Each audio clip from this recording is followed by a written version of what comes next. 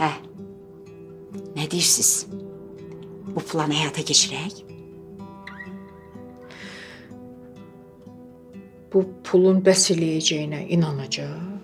Xavər xanım, o qız ömür boyu o qədər pulu bir yerdə görməyib. Bu boyda evin bir aylıq bazarlığının pulu azdır məyər? O pulu tapmayacaq. Məcbur olacaq, məndən kömək istəyəcək. Mən də aparıb o pulu ona verəcəm. Düzdür, əvvəl razı olmayacaq, amma daha başqa yol olmadığı üçün məcbur olub götürəcək. Necədir? Yaman təcrübəlisən ha. Bəs necə? Siz bilmirsiniz, mən beləyəm. Hər ay sən də o pulun üstündən götürürsən. Heç sizdən gözləməzdim, Xavər xanım. Zarafat eləyirəm.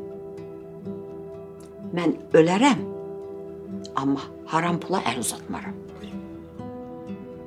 Bilirəm, olmaz, bilirəm. Get qız çağır. Yaxşı.